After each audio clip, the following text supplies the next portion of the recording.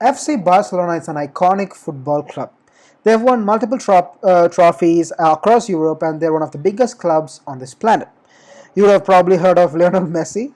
Well, he used to play for Barcelona after emerging through the club's youth system, and alongside other talented players and managers, Messi and co took Barcelona, which is the brand, to unprecedented heights. And in 2018, the club became the first sporting entity to cross $1 billion in annual revenues. But it hasn't been smooth sailing since then. Over the past few years, the club has faltered on many occasions. They've had to sell some of their star players. They bought new players for exorbitant sums who didn't quite perform as expected. Their wage bill blew out of proportions, with Messi alone taking 70 million euros to home. They had to let him go last year. And the former club president made a series of bad decisions that left the club in a massive financial hole. In fact, reports indicate that Barcelona may have debts to the tune of 1 billion euros. So we have to ask, how does one tackle a $1 billion euro problem? How does Barcelona wriggle out of this crisis? Well, to put it simply, the club will have to deal with three challenges. Number one, they are knee deep in debt. As we noted, they have liabilities of 1 billion euros and they need to reduce this burden significantly. The club needs to improve and win major silverware. Barcelona isn't the dominant force it once was. If anything, it's in a state of flux. Their star players have moved on and they are in the midst of a rebuild. But new additions cost money, especially those with a proven track record, and they will demand high salaries. And number three, salary caps. The administrators of the Spanish La Liga enforce salary caps on clubs to keep the league competitive. They aren't fond of rich owners simply buying their way to the top. So clubs are only allowed to spend a portion of their actual income. Now, how do you solve all these three problems at once? Well, Barcelona is using what it calls economic levers. Three economic levers to be precise.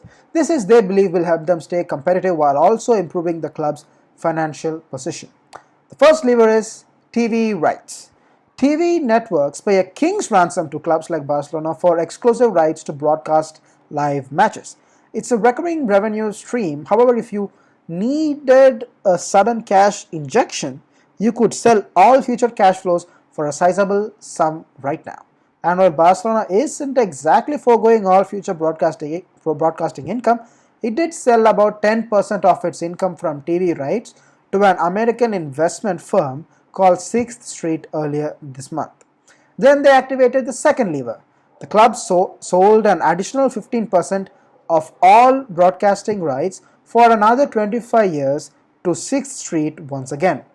In effect, they sold a total of 25% of the broadcasting rights for a cumulative 500 million plus euros. Now, if you're thinking this money will go straight into Barcelona's coffers, that's not true. For starters, this sale will be reported as income, and the added income will help bump up the salary cap we spoke of earlier. So Barcelona will be able to pay their new players the massive wages they promised. Second, a good chunk of the income will go towards paying down the debt, and finally some of the extra income will go towards renovation and infrastructure development. And yeah, the third lever, I didn't forget that. Despite pulling in half of €1 billion, Barcelona may still need more money. That means they may have to activate the third lever. This will include selling 49% of Barcelona's licensing and merchandising arm. It's the entity responsible for selling players' jerseys, merchandise and other Barcelona stuff. And selling nearly half the company could fetch a decent sum of money. Finally, you also have to note that Barcelona only recently struck a massive sponsorship deal with Spotify. In March, the club signed a shirt and stadium sponsorship deal with a music streaming company, which is said to be worth 280 million euros. So in effect, Barcelona is throwing the kitchen sink at the problem. This is debt management in the most precarious form. If the club sputters during the next 2 seasons, the damage might be irreplaceable. On the flip side, if the club does perform or outperform, pundits may look at this and call it a masterstroke. It's all or nothing for one of the most iconic football clubs on the planet, and we'll just have to wait and see how things pan out.